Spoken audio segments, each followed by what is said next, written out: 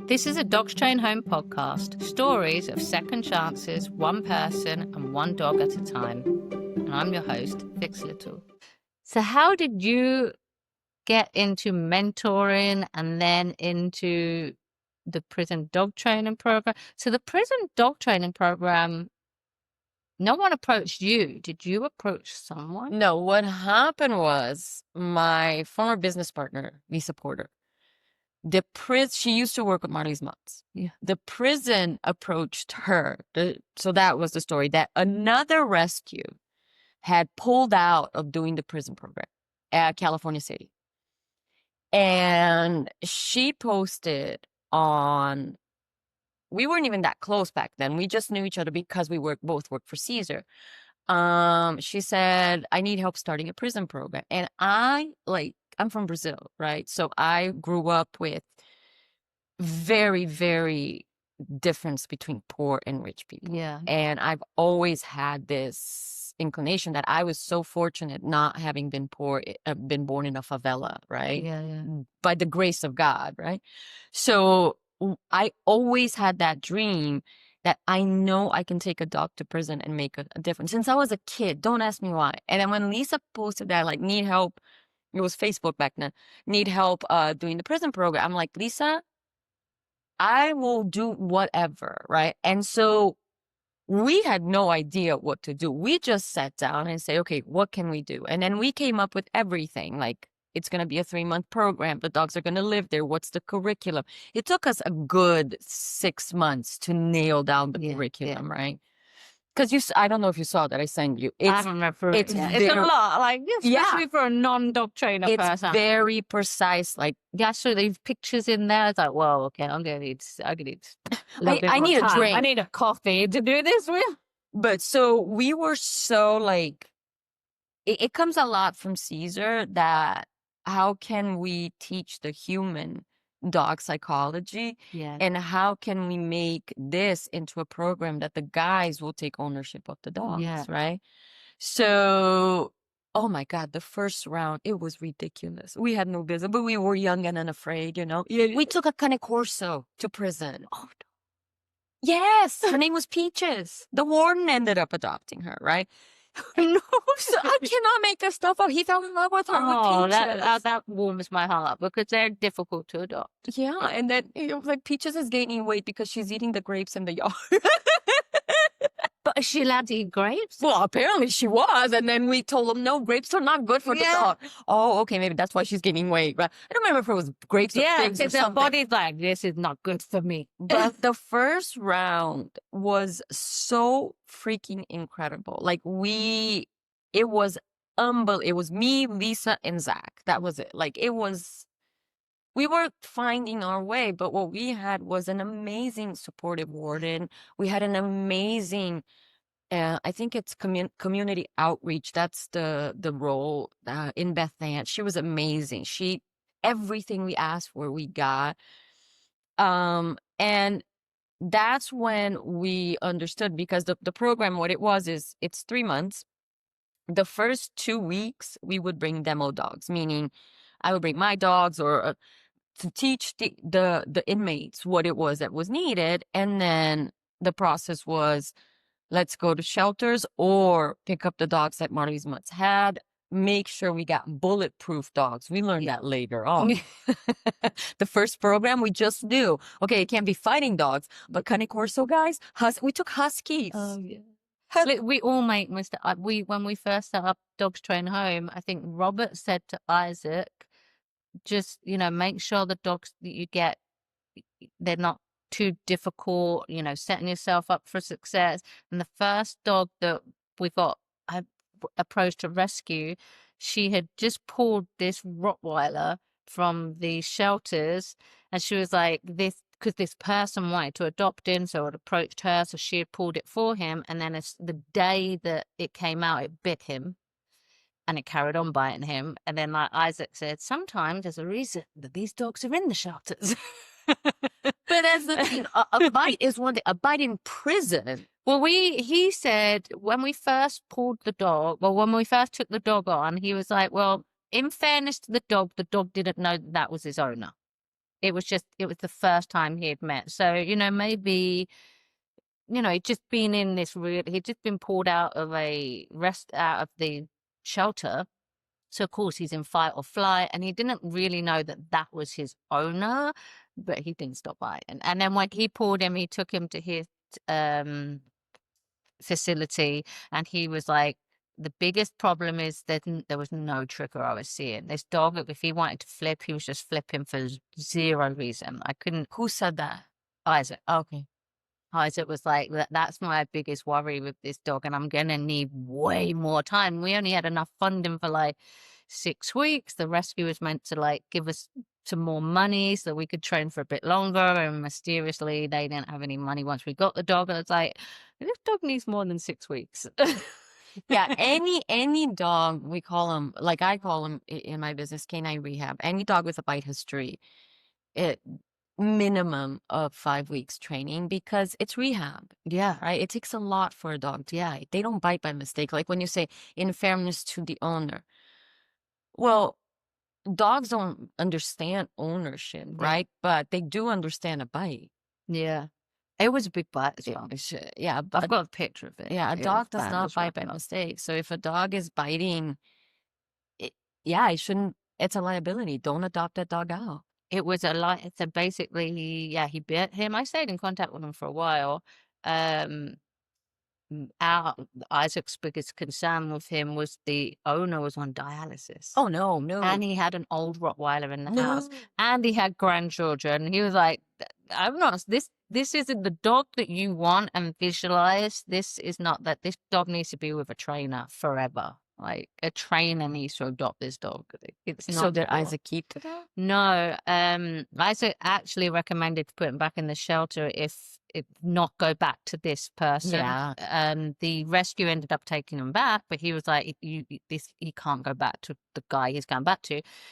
The rescue took him back and then convinced the owner to take him back, which he did, and he bit him again.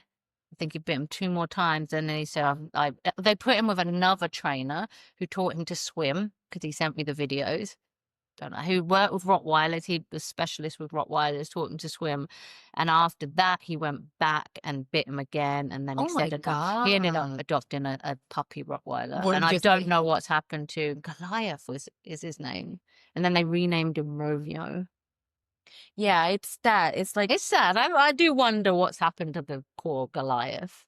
But that's the thing. I think that we are in a very confusing stage right now, that rescues, they do a disservice to people when they say, no, you need to give this dog a chance. Yeah. It's a Rottweiler. It bit me. Yeah. And you're making me feel bad about it? Yeah. I think there's something wrong with that And the guy's on dialysis. It's not like he was a healthy, with an old Rottweiler in the house. It wasn't the right environment for the dog.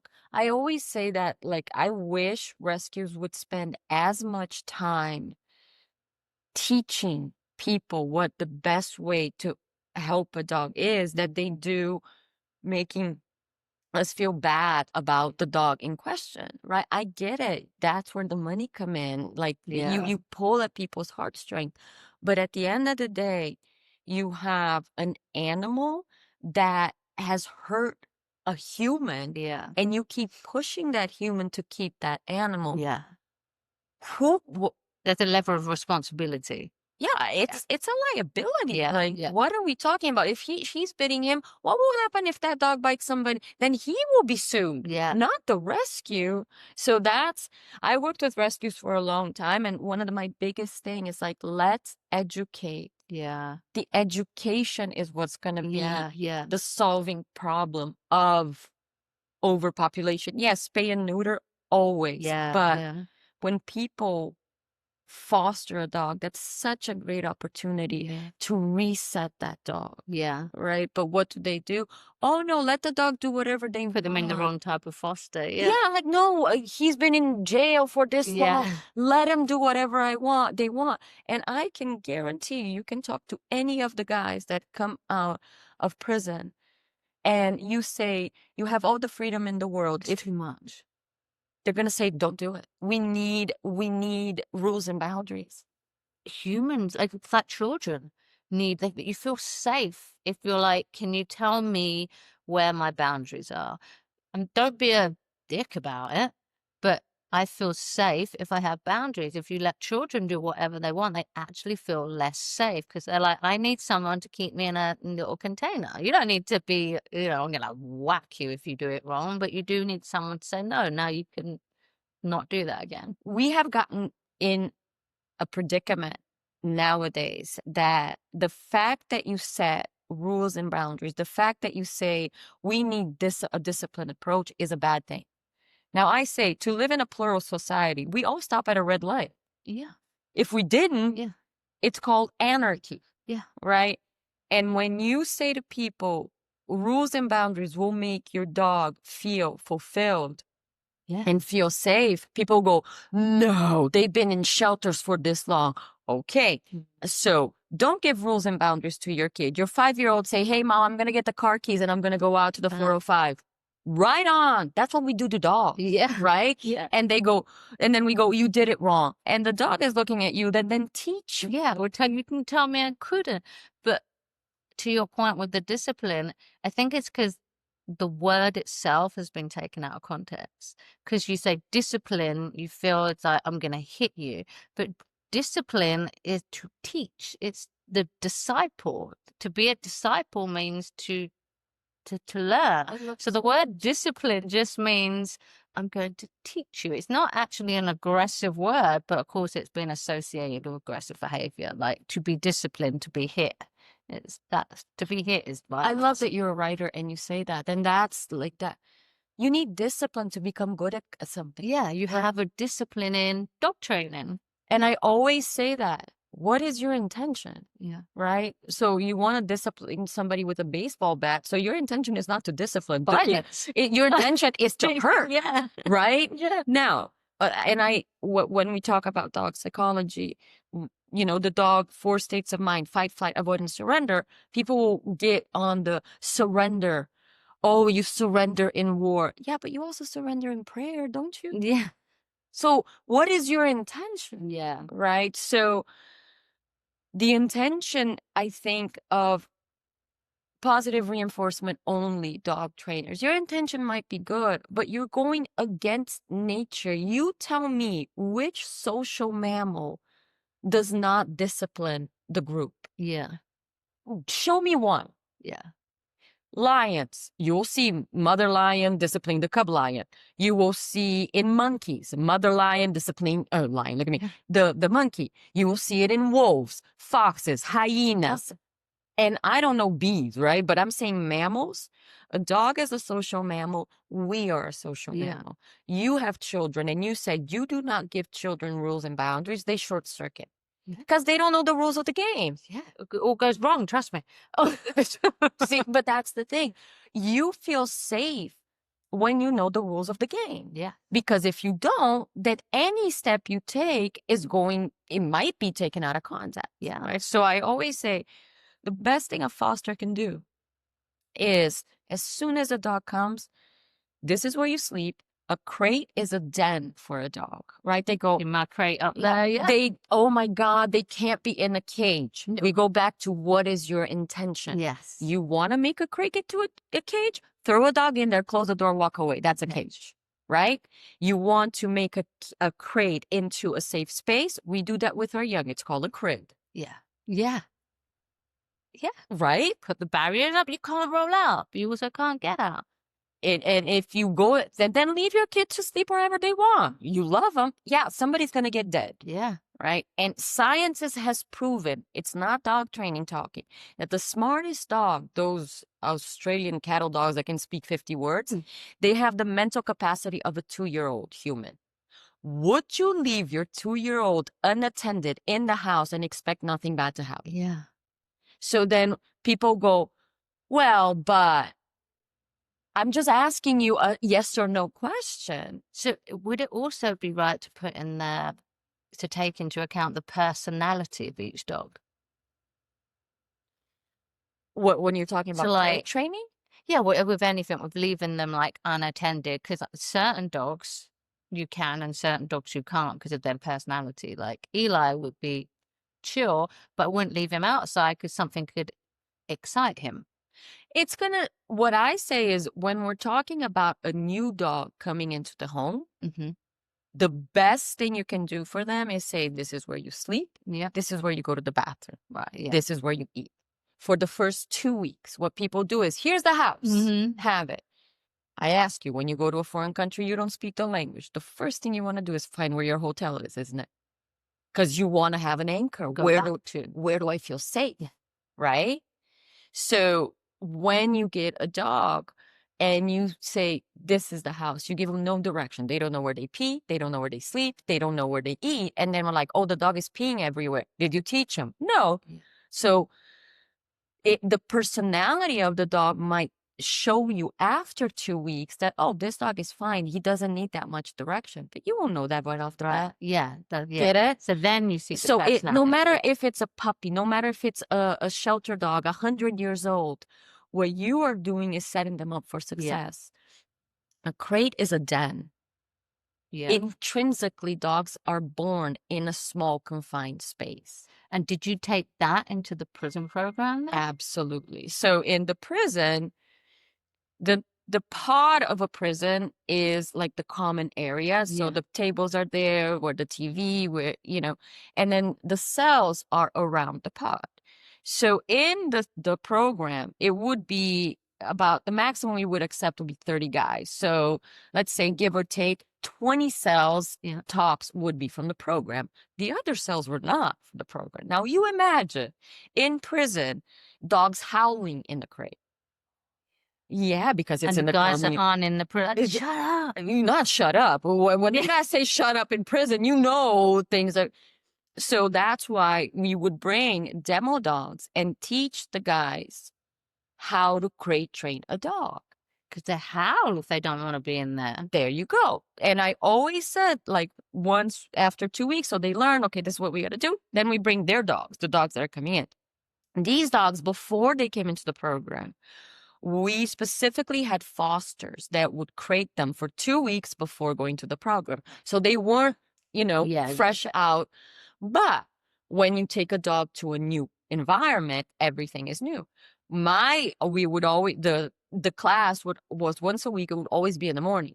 And I would always say to the guys, are you going to wait until, it's not called last call, but whatever, last call in the prison, to start training your dogs to be in the crate? They all would say no. Right? So you start in the daytime. So you give enough time to yourself, you give enough time to the dog to learn what the rules are of you staying in this new place, this new crate with new stimuli. Yeah. And then you can expect the dog to do it. The beauty of dogs is if you take time to teach them what's important to you, except for Margarita, it's the opposable. They can't do it, but they will do it. But we have lost that intentionality of teaching a dog something. So yeah, the guys first. So they'd work all day on getting them into. What would happen at night? Did you ever find this out? If the dogs did cry, did the other guys get pissed off? Well, this is off the record, but I will tell you, even though, but yeah. It wasn't even that. There were certain COs that would taunt the dogs to make them bang on the crate to annoy everyone else. They didn't want the program there, so they wanted the guys to not want it as well. Exactly. Now, fail. The beauty of dogs, I can tell you. I only worked at men's prisons, so the first time you go in just to do the gist, where the kennels are going to be, where the crates are going to be, because there were also outside kennels, all set it up. You go in without a dog, you feel like a chicken nugget. Mm-hmm. Like the way the guys look at you. You go in same prison with a dog, you no longer exist. It's so beautiful. They don't even see you. I could almost say you go naked, they could care less. Because that's the power of an animal, right? They would just... They're not interested in you, what you... Nothing. They would start they would go back to kids making barking noises. Oh, puppy. Like it's so, it gives me goosebumps because it's so amazing. The power of because they will see dogs in prison, But those are the police dogs, the German Shepherds. They're intense, and the guys Well, are they like, come "Whoa." through for a job, you know? Yeah. Yeah. But you come in with these, whatever it is, the guys go back to being kids. So what that does, the moment the dogs get introduced, you start seeing other inmates that didn't sign up for the program showing interest. They just like them being there. Moreover, yeah, the vibe of the pod with the dogs living there switches. It's just, even if you don't like the dogs, everybody's more relaxed. They laugh more, you know, because dogs are dogs. So, yeah, there were instances of like, you know, but again, you find a warden that's willing, you find a captain. Okay, you want to move out of this pod? We can move you out of this pod. But by the second round, we had so much interest of guys wanting to come into the program and people that were already in the pod didn't want to leave. Yeah, because they wanted to stay around the dog. And that's the thing. If you go in with the intention of, guys, we are here so we can all work together, because the principal thing that we did, and we learned this later on, we didn't know how much race plays a part. Race. Yeah, race. How does that work? So, because it's very segregated. but I mean, to the point that we don't understand. Like, we civilians, I remember one time, because we used to do exit interviews, right? And I sat at a table, and one of the guys in the program did this, because I called a guy from a different race, and he goes, he can't sit there. Even though they've been in the program? Even though they're not, it's the pod politics. Yeah. So that guy, it didn't matter that I was there. I can sit wherever I want. Yeah. But that guy, that particular race cannot sit. And trust me, it's a role of, it's like a cafeteria. It doesn't matter. It matters. So I moved. So the guy didn't get put in. And thank God. Yeah, because his crew. Because the guy wouldn't say no to me. But it was a different race guy from the guy that had the interview that looked at me and said no. And he goes, he can't sit there. That's the compassion. Because he was looking out for somebody of a different race. It was so beautiful. Yeah. And because we didn't know that, right? So it was always 2 inmates per dog plus an assistant inmate, because they have jobs, you know, and you want a break and stuff like that. And I didn't know I want, you know, John to be with Paul. Yeah. I don't know how that, but then you say, oh, John can't work with Paul because they're different races. Yeah. So by the second, so we spoke with the captain and said, no, we want to be able to do this. So in the interview, because you would have to write an essay. Yeah. There was several categories that you had to have to be in the program. Your crime could not be sexual in nature. You had to be 115, which is like a warning. You couldn't have a 115 for a year. Right, yeah. You know, you had to be able to lift weight or whatever. And so then if you passed that, then you had to write an essay why you wanted to be in the program. Then you had to go in an interview that the trainers would have to agree and the captain, right? So it was and one of the questions during the interview is, do you have problems working with people of a different race? You have to be able to be okay. If you can't, then I remember the first round, it was the most beautiful thing. This Chihuahua called Chi-Chi. And she was placed with Jay, and it wasn't Olds, but it was an African American and a white guy. And it was like Jay had dreads, and you know, the other guy had tattoos, and this little bit and I mean, Chi-Chi, come on guys, what are you doing to them? Can you imagine? No, with a big long guy. Hey, Chi-Chi. Yeah, exactly. But these guys bonded in a way over that dog that it's so freaking beautiful to see. Like Chi-Chi closed the racial disparity in prison. And by the end, you had graduation and the speeches. There was one speech that one guy gave in Corcoran. He had a swastika tattooed in his forehead, right? So during the program, and it's summer, and we're seeing this guy with bandanas or beanies, So then at the end, at graduation, he goes, thank you for showing there was still life inside of me with this program. And now I can admit I'm part Cherokee and and I do not want ever again to show this symbol of hatred in my forehead. See, I get goosebumps. And I was like, holy. He the guy that covered it.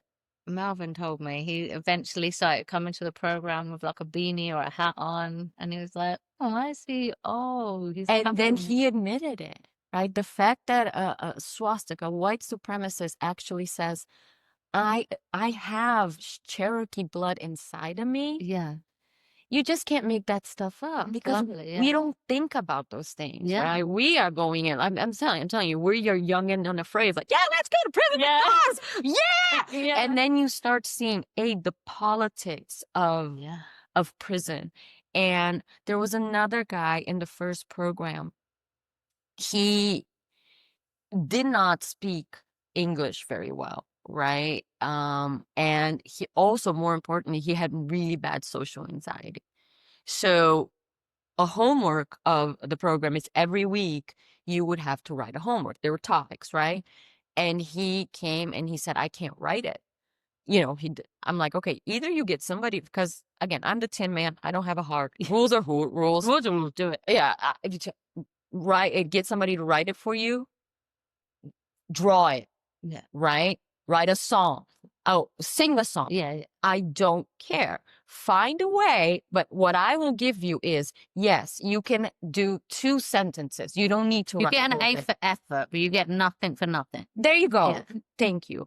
So all I can say is at the end, they would have to have the dogs pass the Canine Good Citizen test, right? Oh, yeah. He was like sweating, like, I can't pass. I'm like, and he's like, can I go last? Yes, you can go last. Oh. And everybody's doing the CGC, and he loves his dog so much. I can't even remember what his dog was. Anyway, long story short, he started the entire program always with a beanie, always hiding in the back. That day that he passed his dog on the CGC test, the entire pod started clapping for him. And he stood in front of everybody and gave like a minute speech of how great. And this was a guy that 3 months before wouldn't even speak. Yeah. You know? So again, it's not the power of me or the other trainers. It's the power of dogs in showing up and saying, I don't care that you're in prison. I don't care you don't speak English. If you teach me what's important to you, I will teach you something in return. Yeah. And 90% of the time that's teaching something in return is you have value inside of you. Yeah. Because you just took care of me for 3 months. Yeah. So that's why the program for me is that I created it in partnership, you know, with somebody. Is like it proves to you the power of dogs and the power of compassion and the power of you setting somebody for success by giving them rules and boundaries. Yeah. By giving them direction and by saying, no, you can do it. You can achieve it. Encouragement. Yeah. So, and how many of the guys that did the program would you say either wants to be a dog trainer, or does that program then give them something to then know that they'll be able to do that on the outside? Like, what's the conversion rate? I don't know exactly. I know because it's been a couple of years. You've had some great trainers. I mean, Melvin, Isaac, Oscar, like you Dante, have Jason, Maury.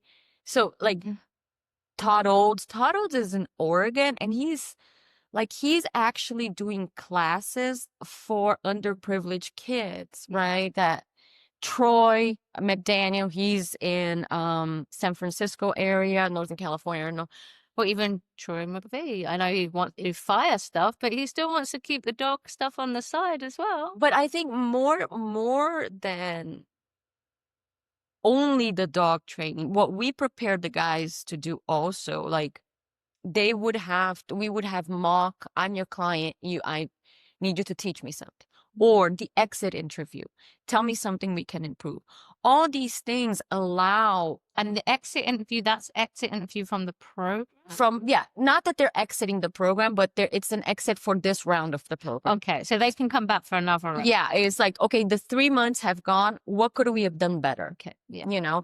And giving somebody that has been incarcerated, say, wait, what? I can tell you that you did something wrong.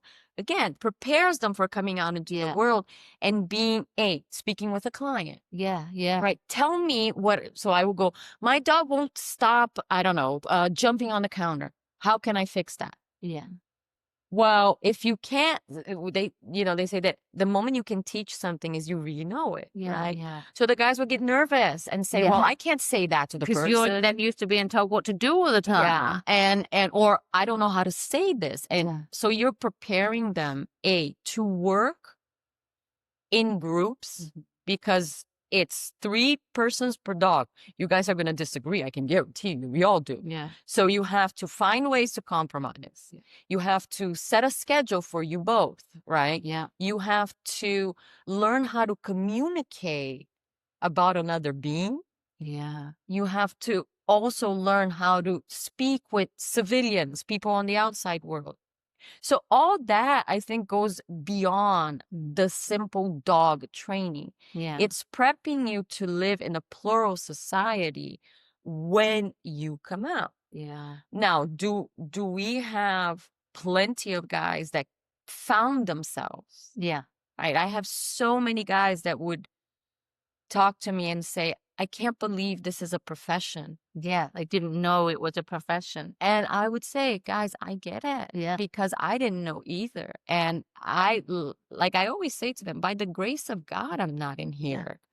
Yeah. Right? I also have a rave playing in my head every single second of every day. Yeah. The difference is I had structure not to act out on that rave. You didn't. What the program is doing for you guys is giving you structure. Now, I know Princeton did a study, 3 years ago, that the recidivism rate after the guys came out of the program was 0.000. It was so low.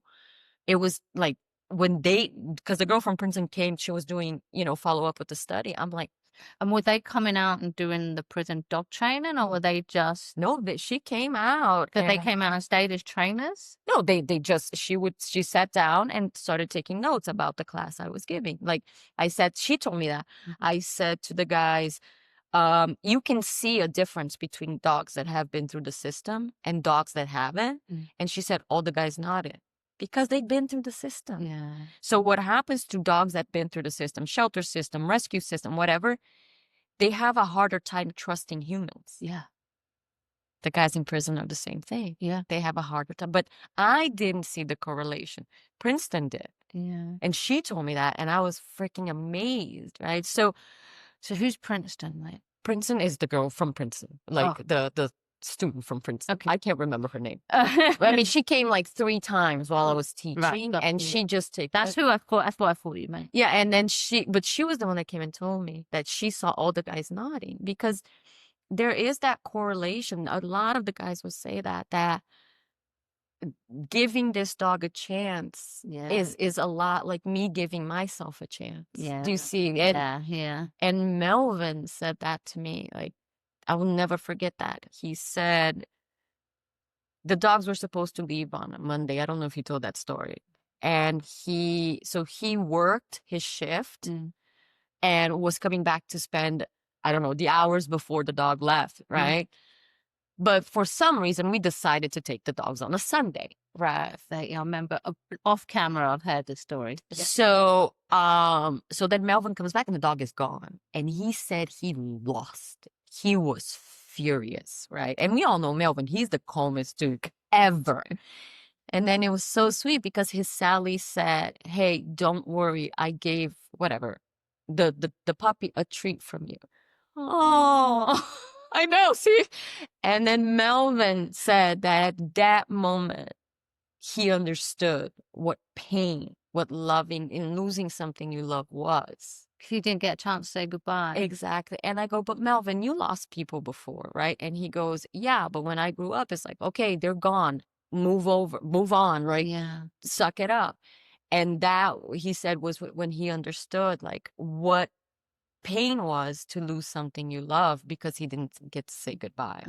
And that's when I realized empathy has to be taught. And where did his dog go? They all got adopted. That's the beauty of the program, they right? Did get adopted. Did you know who adopted? We would have... I want to see that reunion now. Oh no, there was the reunion of him and Hector. I'll tell you that. That Hector, he trained Hector in prison. Hang on, because Melvin did like 4 rounds. Yes. Yeah. No, Melvin was like a mentor. He's like the perfect example of how amazing people can become once they find themselves. Like, he was always an amazing guy, but this program in a way gave him purpose. I don't know. He will tell you that, right?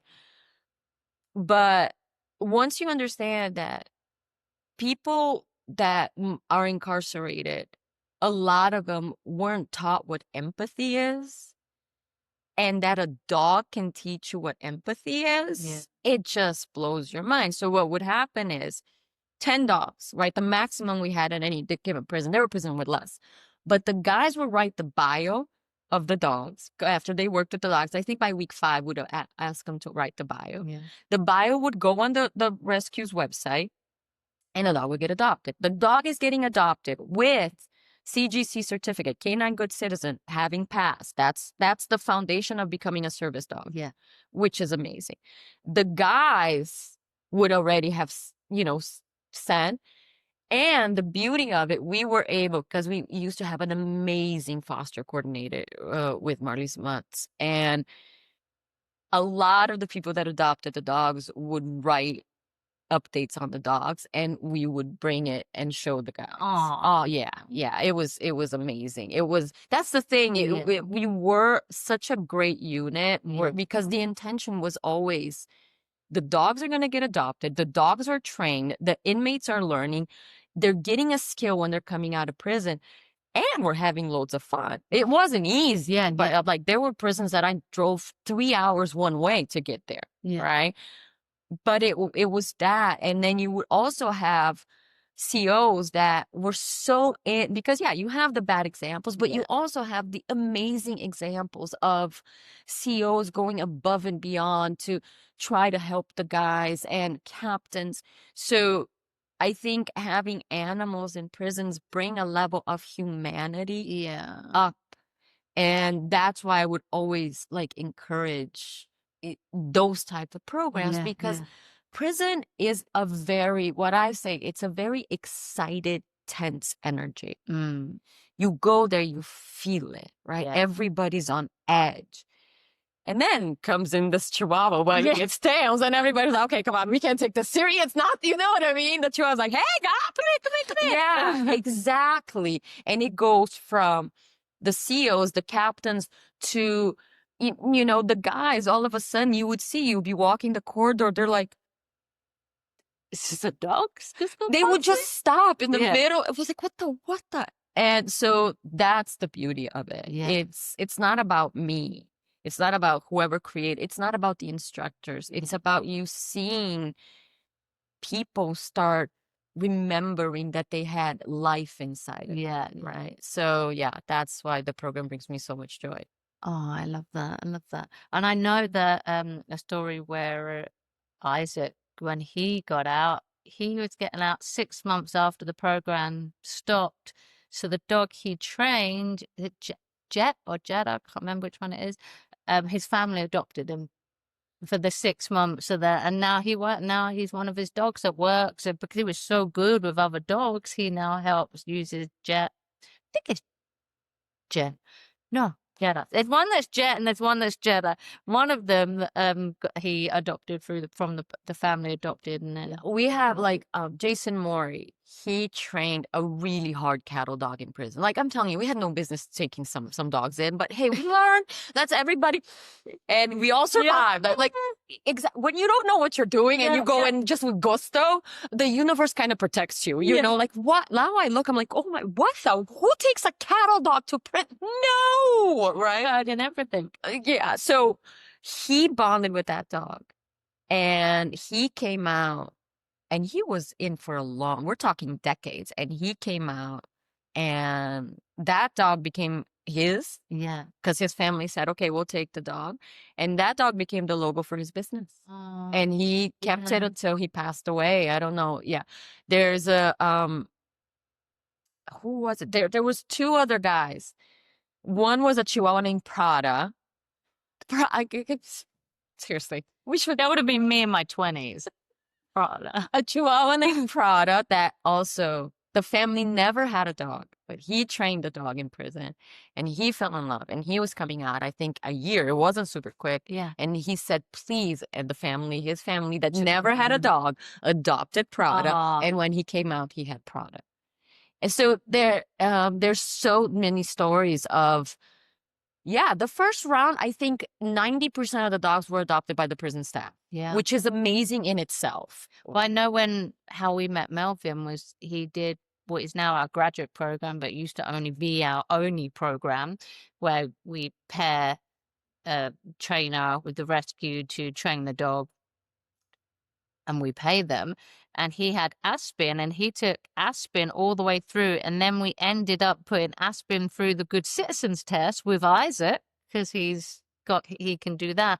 I've got it on video and everything. It was such a tense moment. Melvin was so worried, especially the bit where they need to separate and he can't whine. And I've got it all on video. There's a dog howling in the background. So even me watching the video, waiting to see if he like starts to cry because he can hear this other dog. I'm like, why is this dog going? Oh no, the whole thing was amazing. And the bit where with the distraction, we didn't do the distraction because when he was doing, there was another part of it. The lawnmowers that you sit on, that went past him. So, and he sat and he completely ignored it. So he was like, great. So whilst he's doing one task, he did his distraction. It was the best thing. Melvin wanted to adopt Aspen, but he didn't have the room at the time. So Aspen got adopted, which was great, got the Good Citizens test, but Aspen was like Melvin's prodigy. It was such a great That's amazing. No, Melvin also, Caesar, and I say Caesar Milan. When that huge hurricane hit Puerto Rico, remember a few years ago. Yeah. So he brought a few dogs from Puerto Rico back to the States just to help him out. Get them out. And one of them was Hector, right? Super shut down dog, feral, like dog in Puerto Rico, there are a lot of street dogs. So Hector stayed, I think, 3 months at the dog psychology center. And then Caesar said, hey, I think he's ready to go to prison. Will you take him? I'm like, sure. Hector is a dog. So Melvin got Hector, trained Hector in prison. Hector got adopted by a couple of friends of mine. So now I have video of Melvin working with Hector, meeting the family on out the here outside with Hector and Melvin and the family, and they just reunited, and it was amazing. I love that. So you trained him inside and then carried on working with him on the outside. On the outside. And that's the bond, right? It's just so amazing. Yeah. And it's understanding that purpose and having a project that doesn't concern only you, because there's an amazing amount of workshops and things in prison that they do to help these guys, but very few concern another being. Yeah. Right. So this type of compassionate training and working in teams and seeing the dogs evolve and find where they end up. They come in a mess, because these are shelter dogs and they leave passing the Canine Good Citizen test. It's just, you're like, okay, there's no story better than that. Yeah. Although I will say that the mental health professionals in one of those the prison said to us, the day after the dogs leave, everybody get valley fever. Like, meaning they stay in the cells, they cry. Everybody has valley fever. They're not crying, they're sweating. Yeah. Right? Yeah. No, it's valley fever. I'm not crying. So it was beautiful at North Kern, specifically, that prison. The mental health professionals, they would hold special gatherings, the dates, like several when they were leaving, when the dogs left, because they knew the guys would need it. It's a change. Oh, it's a loss. Yeah. And these are people that do not do well with loss. And when you're in that environment and you have so much structure, because I have a problem with change. I mean, if I change something in the house, the next day I feel off. I don't know what it is. So can you imagine if you were so regimented and not only losing a being, it's just a change in itself. I mean, I get messed up when I change my sofa. Like, geez. And that's the thing. That's what also, because we would have conversations with the guys, right? Like when, oh, the dogs are leaving. And what I always said is like, feeling, it shows you're human. Thank goodness you feel. But more Yeah. importantly, you can also feel that you were a catalyst, a good portion of this dog's life. Yeah. Celebrate that. Miss them, of Yeah. course, Yeah. but choose to celebrate it. That say, I helped this being in its journey to having a better life, right? But it were conversations that had to be had and we learned that through I the was about to program. say, and you learned that. Yeah, no, the beginning is like that going in. I didn't know that taking a dog on a Sunday would freak out somebody. Yeah. What is 12 hours? Well, for somebody that is in prison, 12 hours means a lot with a being that they love. And they didn't get to say goodbye. They didn't know they were going. And I didn't know that was a big deal. Do you see it? So things that we take for granted on the outside are things that the more you do a program like this, the more you start learning. Like they were so proud. The guys are so proud. 4 of the 5 prisons, they wanted to paint murals for the program. The guys would paint amazing murals celebrating positive change because they were so proud. And the fact that the warden allowed them, the captains of the yard allowed, because it's in the entire yard, positive change. And because they were so proud of it. Yeah, that's amazing. Yeah, it was like the one in Wasco, I think Vo did it. Vo was another one that adopted a dog that he trained in prison. That mural was amazing, amazing. So all that, which means they have another skill anyway, because there's no way even if I love a program, you're not letting me paint anything. It's gonna be like a stick man. Yeah, no, and that's the thing. These guys have abilities and skills that they want to put out in the world and show it. And I think having a purpose other than themselves, he's not showing off that he can do it. That's not the point. The point is to celebrate something other.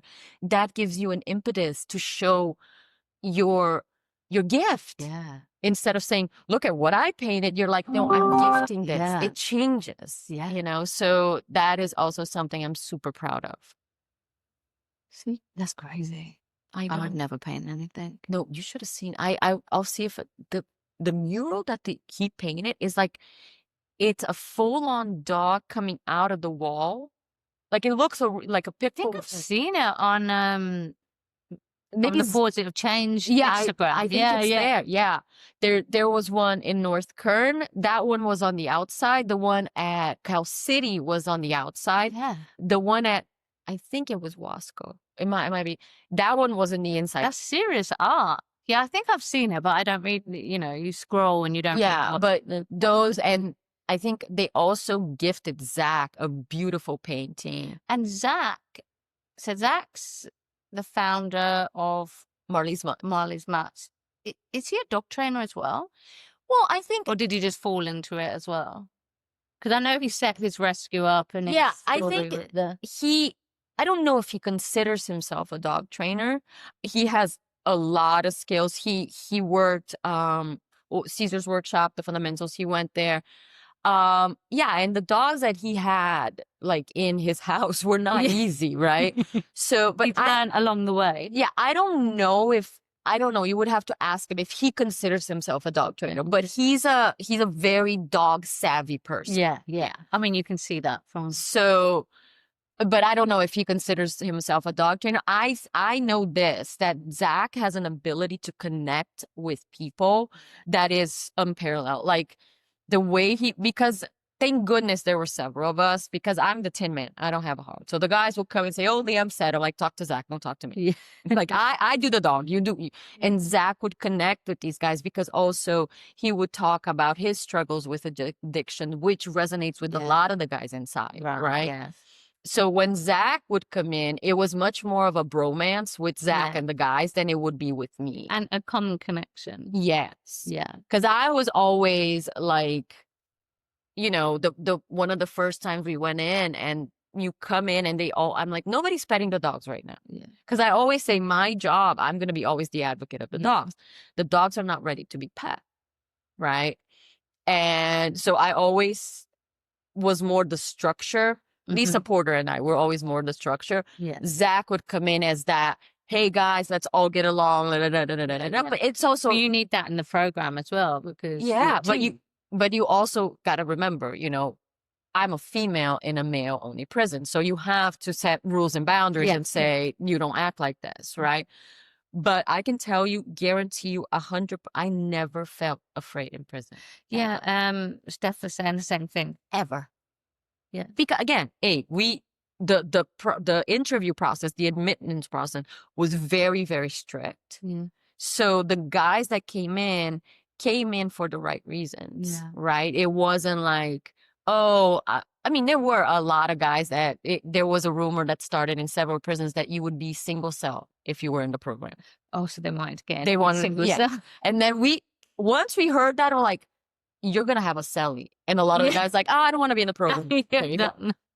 Next, right? Yeah. But the first interviews, I think we admitted almost everybody because there wasn't that much interest. By the second interview, we had like 80 people trying to get in, and the maximum was 30. So it just started growing the amount of people that wanted to be in because one of it came out in prison that the only thing that the guys would be doing was picking up poop. That's the program. So nobody wanted to be in. And then they see us working in the yard, and then you start seeing oh, we want to be like that and stuff like that. But again, you learn as you go. Yeah. It's a beautiful thing. It also grew as it went, meaning we learned from what the guys needed. We learned what we were doing wrong. And yeah, it takes a village, and you have to have humility to say, okay, one of the hardest things was when we had to remove a dog from the program because the guys would think that they did something wrong. But what was it? Because the dog did something wrong? Well, there's an excited tension in the prison. There's some dogs that would just start getting worse because, again, we vetted all the dogs. Yeah. Guys started getting tense, nippy, whatever it is, right? Or started having stomach issues. Yeah. Because it's too much tension. Yeah. So we would always have, once we chose the dogs, we would always have backup, like 2 dogs as backup. But the guys would give you all the reasons in the world why the dog didn't have to leave. Yeah. No, let me tell you. They're grapes. I promise you the stomach will be better. But also they learned because in the beginning I'd say, do not feed the dog commissary food. Yeah. Like the dog guys would listen. All of a sudden the dog is having diarrhea, right? I'm not removing this dog for diarrhea. You guys are cleaning it. Yeah. Now you learned. Now you don't give it. And they learned the hard way. Every beginner program, you would guarantee you half of the dogs would have diarrhea. And it's nice that they want to share their food because it's not that they get tons of it. Yeah, but then listen to what I'm saying. You know, it's like, you want to do it? I'm not removing a dog for diarrhea because you did. Yeah. And then they learned the hard way. You're going to have to wash it, but. Yeah. And so those are the things that you also, you know, what happens when a dog gets sick in prison? You have to go get him. And the guys is like, where's my dog coming back? Where's my dog coming back? Where's my dog? You need to give him updates. But so I think what that program did for me, it made me a better trainer. Yeah. More compassionate, more patient with the human. Right, yeah. Because usually it's easy to have patience with the dog, but then when you're dealing with, you know, really, really green people. Yeah. And you know that you're going to leave that dog there. Yeah. You have to really slow down. See, what you say needs to be on point because you only got a certain amount of time to say the crucial stuff so that you can be confident when you leave. When I leave. Yeah. So I think I became a bit better trained. I became more precise in my wording. Yeah. I allowed people to make more mistakes. Yeah. Right. That's how you learn. Yeah. Because my tendency is always, no, let me show you how to do it. But you have to let them make mistakes to learn. So then when you leave, they know how to fix it when you're not there. Yeah. You see? So that's it. And then So to kind of bring it full circle around, how many do you see contacting you when they get out for like either help, mentorship, guidance? A few, I think. Do you give them like a leaflet or a number to say, hey, when you're out, you can contact us? I How? didn't, but what we did with the rescue is we gave them the contact. Again, because I left the program a while ago, we gave them the contact of Marley Smuts, and then I said to them, you can always forward out my contact, right? Again, it's males. I'm a female. You always, have to. And it depends where you live. Yeah, but two things. Dennis that just came out, right? And I worked with Dennis 10 years ago. Like it was that long ago. But every year his mom would, and he's one that we both know, so I'm using him as an example. There are others, right? Yeah. His mom would say, hey, his parole is coming up. Do you mind writing a letter? I would write a letter. Always denied. And then this year he came out and he made a point that he wanted to thank me for never giving up on him. That's nice. And all I did was write a letter. Do you see what I mean? I did. He's very caring. So for our role, so the listeners know, I'm helping him. He's got most of his stuff. He got his stuff together very quickly. But he hasn't got his bank account. So I'm going to help go with him to set up his bank account and then give him some guidance on like credit building and stuff, like building his credit and stuff, and then get him into the mentor roles. But I messaged him and said, okay, well, let's go to a bank, set the appointment up. I'll come to you. And he said, no, I've got a car. You're in the valley, right? I said, yeah, but I don't mind coming down to you. You're X, Y, and Z. And he was like, I don't like walking around in this area. So I'm good to come to the valley. You tell me where. That's amazing. Because he was like, I don't want walking around in this area. Why do I want you to come down? So it's nice that he was like, no, I can come to you. Don't worry. Yeah, and that's the thing. What I love about what you guys are doing, and that Isaac and Melvin had the idea, and is when the guys come out, this is one of the things that a couple of guys said to me. I said, what the positive change is different than other programs? And they say, because we can still call you. Yeah. And that, I think people misunderstand that they're not calling for help. They're calling for direction. Yeah. Right? It's a different thing. It's like, I asked Dennis, how are you feeling? He goes, overwhelmed. Yeah. And all of them come out. And it's not like you're doing it for them, because trust me, I have no idea what I'm going to be doing in this bank other than just being someone to sit next to him and be like, I'm cool. So when it doesn't make sense to him, he's got someone sitting next to him going, hang on a minute, that makes no sense.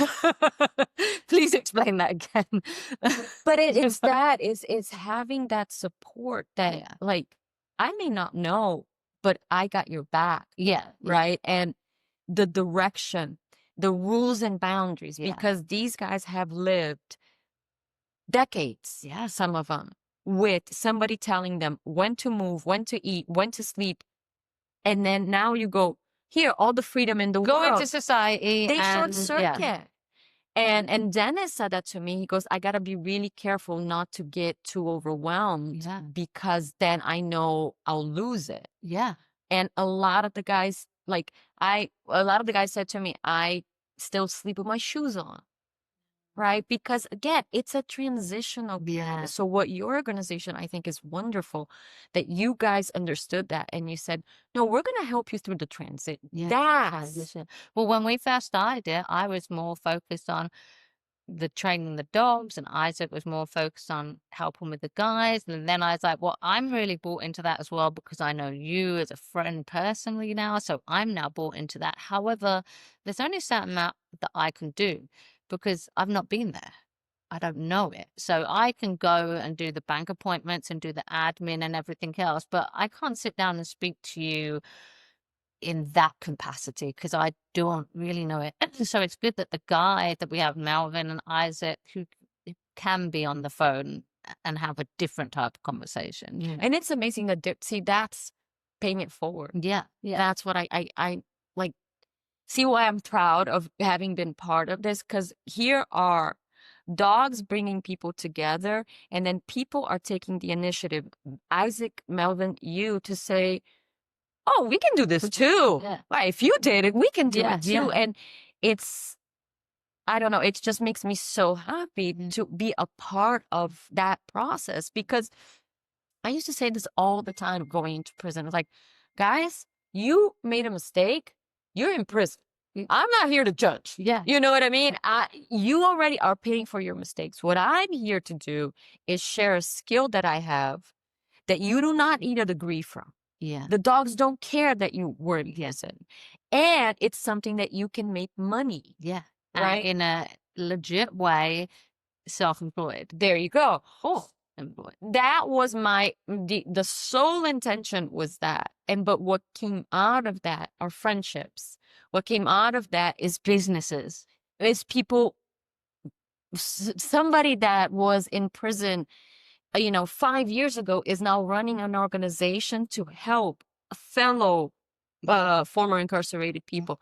There's no price in that. Yeah, That exactly. is just, Yeah. and like people like you, that's like, I want to help too. And now, I mean, if it wasn't for the dog brings it full circle. If it wasn't for me adopting Eli, I would never be where I am doing this today. It's only because I adopted Eli, who Isaac trained. I learned about Isaac's story, and also I started to think, well, oh, wow, because the only reason Eli got trained so well is because the rescue placed him with Isaac on board and trained, but Isaac's rates were so low because he was literally just starting out. But he knew what he was doing. So this rescue got good quality training for very, very low cost, and I got an amazing dog at the end of it. He's like, well, you've seen him. Perfect. One click and he does what I tell him to. So he's such a well-trained dog. But if I hadn't have adopted him, I wouldn't have gone on this journey. So tell me this, what having Eli has taught you? Eli teaches me a lot, actually, so Eli's very sensitive. And I've got Tango and Eli. And I noticed if I got very upset, Tango, he ignores me so much now, but when it was just Tango, if I was upset, angry, or crying, he would come and comfort me. And that I used to think, oh, he's picking up on my energy. So that used to teach me to not control myself, but I didn't want to put my fear and upset onto him. I felt like he was taking it on, like that wasn't his responsibility. Then Eli, again, if I raise my voice, even if I'm on the phone talking about a situation that I'm annoyed with, he can sense it. So if I'm just annoyed at a situation, he'll sense the energy, he'll leave the room. He's gone. And then I'm like, oh, so the leader of the pack, as he sees me in the house, is out of control.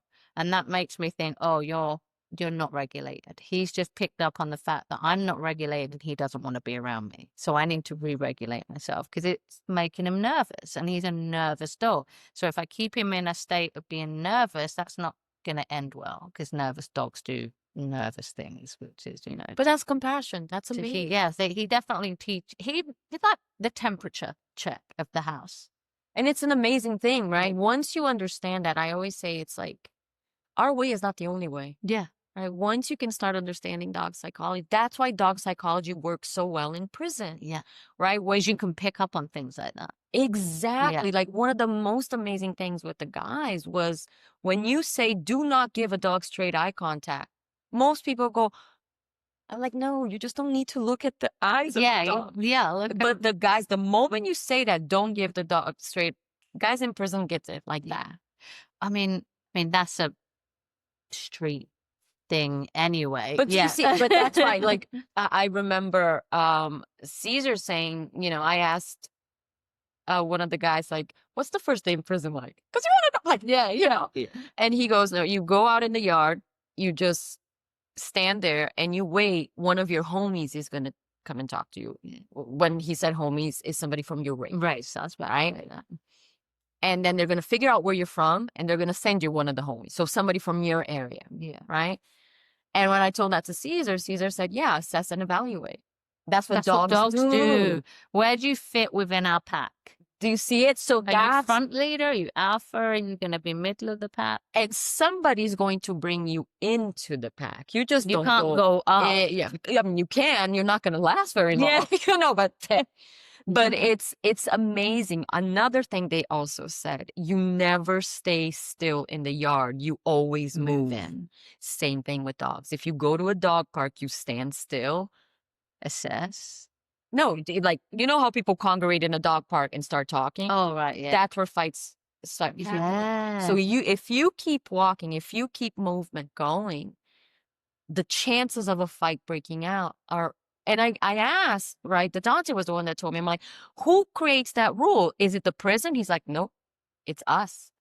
You never, Just society. you just keep moving. So the energy dissipates.